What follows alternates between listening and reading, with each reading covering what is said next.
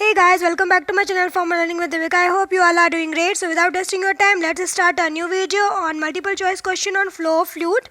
So guys, आप लोग सारे क्वेश्चंस को अटेम्प्ट कीजिएगा और देखिएगा आपके कितने आंसर्स करेक्ट निकलते हैं. So let's start the multiple choice question from flow flute chapter. So the first question is, pressure at a point in a stick mass of depend on one of the following factor. A option is depth below the free liquid surface, shape and size of the bounding container, specific weight of the liquid and depth below the liquid surface, specific weight of a liquid, depth below the free liquid surface and shape and size of the bounding container. So the answer is D, that is specific weight of liquid, depth below the free liquid surface and shape and size of the bounding container. तो pressure जो रहेगा वो इन सब चीज़ों पे depend करेगा. Next question is, the loss of head due to sudden enlargement in a pipe depends on one of the following differences. So the options are diameter, flow rate, surface area and viscosities. So the answer is C, that is surface area. So you know very well that if it is a pipe, then sudden अगर contraction होता है तो head losses होते हैं, और अगर sudden आपका divergence हो रहा है तो भी क्या होता है, head losses होते हैं. तो basically क्या हो रहा है यहाँ पर, ये जो surface area था, इस surface area में क्या हो रहा है, differences आ रहे हैं. Due to this आपके head losses हो रहे हैं. तो the answer is C is the correct, that is surface area. Surface area के चेंज होने की वजह से आपके हेड लॉसेस होते हैं. Next question is, Reynolds number may be defined as the ratio of one factor. Which one is the following? A is elastic forces to pressure forces, gravity forces to inertial forces, inertial forces to viscous forces, viscous forces to inertial forces. The answer is C, inertial forces to viscous forces is the correct answer. Then fourth question is, the velocity distribution of a fluid in a pipe is parabolic of one of the following type of flow. A, non-uniform laminar flow, non-uniform turbulent flow, uniform laminar flow or uniform turbulent flow. So the answer is B, that is non-uniform turbulent flow. Then fifth question is, in a pipe, laminar flow has a center line velocity of 0.1 meter per second. So what is the average velocity? 5 centimeter per second, 10 centimeter per second, 15 centimeter per second या 20 centimeter per second. So the answer is B, that is 10 centimeter per second.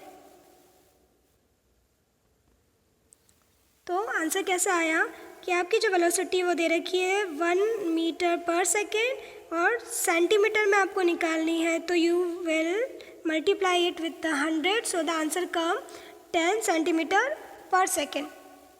Now the next question is, what is the unit of pressure energy in hydraulics? In hydraulics की pressure energy की जो unit होती है वो क्या होती है?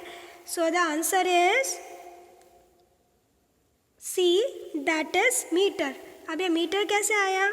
तो जैसे कि प्रीवियस क्लासेस में मैंने सॉल्व करवाया है कि प्रेशर एनर्जी जो रहती है वो क्या होती है, is equals to the PA upon acceleration rho a. तो PA जो है आपका क्या है, pressure, G is the acceleration due to gravity and rho a is the density.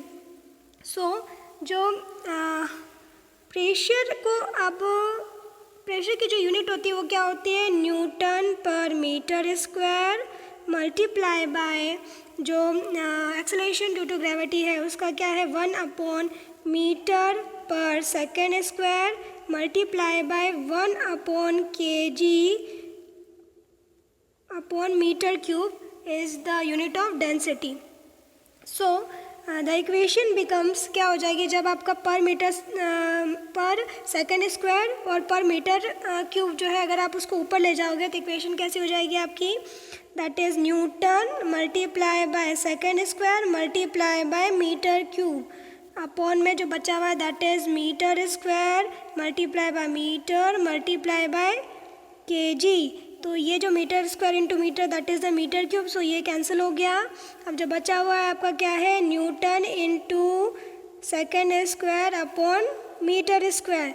अब जो न्यूटन की जो वैल्यू होती है, न्यूटन का जो यूनिट होता है, अपन उसको कैसे लिख सकते हैं, दैट इज केजी मीटर पर सेकेंड स्क्वायर लिख सकते हैं। तो आप उसमें सब्स्टिट्यूट कर दीजिए न्यूटन की value, that is kg multiply by metre into second square upon में second square multiply by KG.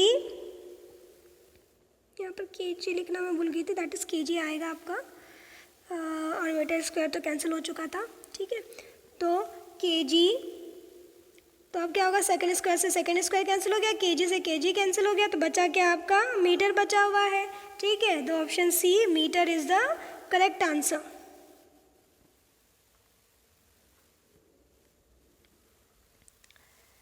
अब next question is two pipe systems are said to be equivalent in their length in one of the following condition. कौन सी condition में दो pipe के जो system रहेंगे वो इक्विवेलेंट रहेंगे लेंथ में, that is both the systems are connected in series, discharge and diameter are the same, friction factor and discharge are same, और same head losses is produce by the same discharge. So the answer is A, that is both the system are connected in series. जब series में connected होते हैं तो equivalent होते हैं उनकी length में। Next question is in which portion of the pipe the flow of the liquid is high. So at the actual surface of the pipe wall, central portion, near the pipe wall या transition region। तो the answer is D, that is in the transition region। transition region में जो रहता है flow liquid का वो कैसा रहता है, हाई रहता है, क्योंकि वो एक स्टेट से दूसरे स्टेट में जा रहा है, मतलब कि ट्रांजिशन स्टेट में जा रहा है। तो ट्रांजिशन स्टेट में ऑब्वियसली बात है, अगर आपका पाइप एक जगह से उसका जो क्रॉस सेक्शन एरिया बहुत थिक है और एक जगह से कैसा है, बहुत ही थिन है, तो जो ट्रांजिशन स्टेट में हो जाएगा, जो थिक सेक्शन और थिन सेक्शन में जाएगा, तो वेलोसिटी जो रहेगी वो वेरी हाई करेगी, मतलब वेरी करेगी, दैट इज़ बहुत ज़्यादा हाई होगी।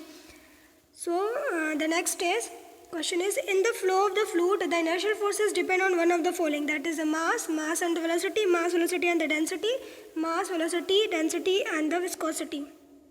So the answer is C, that is mass velocity and the density. और विस्कोसिटी के ऊपर भी डिपेंड करता है, तो अगर डी भी आंसर लिखते हो तो कोई दिक्कत नहीं, डी भी करेक्ट आंसर ही है। So the 10th question is measurement of the time of flow is important for the determination of the flow of fluid in one of the following, that is the displacement meter, orifice meter, rotameter और venturimeter. So the answer is A, that is displacement meter. Next question is which of the following gives the direct reading of the flow of the fluid. Flow of the fluid की direct reading जो देता है, that is orifice meter, pitot tube, rotameter या venturimeter। so the answer is B, that is pitot tube। pitot tube जो रहता है आपको direct reading देता है। which one of the following does not require manometer in the construction of the flow meter? orifice meter, pitot tube, rotameter और venturimeter। तो the answer is C, that is rotameter। rotameter में आपको manometer लगाने की ज़रूरत नहीं रहती है, प्लूमेट से ही यू विल मेज़र कि कितना फ्लो है। सो स्केल रहती है वहाँ पर, तो प्लूमेट जितना ऊपर उठेगा उस स्केल से you can major.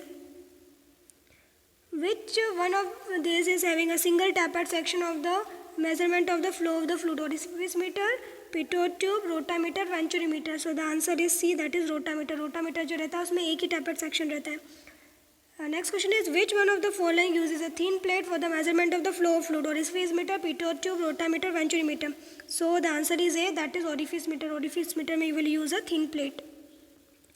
Next question is displacement meter is use to measure one of the following, head losses, velocity losses, volume of the liquid या wait of the liquid. So the answer is C, that is the volume of the liquid. तो जब भी आपको volume of the liquid measure करना है कि कितने volume में फ्लो हो रहा है liquid, so with the help of displacement meter you can measure. Next question is the flow fluid in which the fluid particles in one layer do not mix with the fluid particles in the other layer is called as laminar flow, layer flow, mixed type या turbulent flow। तो answer is A, that is laminar flow। laminar flow में रहता है जो particles रहते हैं वो एक लाइन में फ्लो करते हैं, मिक्स नहीं होते दूसरी लेयर में।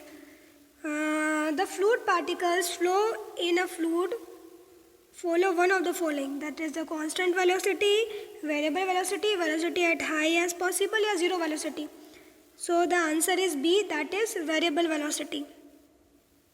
जो velocity रहेगी वो कैसी रहेगी, वेरी कर सकती है, क्योंकि यहाँ पर कोई भी conditions mention नहीं है। which of the following can be considered as an ideal fluid, किसको बोला जाता है, compressible fluid, non viscous fluid, plastic fluid या viscous fluid।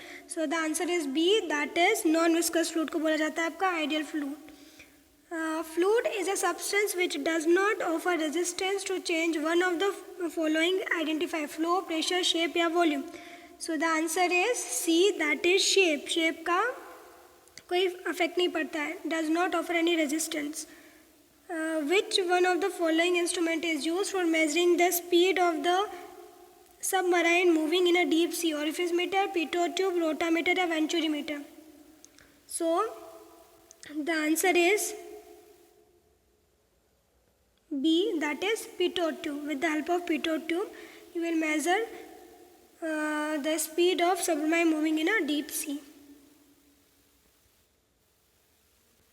That's all for today. Thank you for watching. I hope you are liking my videos. If you like my videos, then subscribe to my channel and share my videos as much as you can with your friends and family members. Stay safe and healthy. Bye bye. Take care.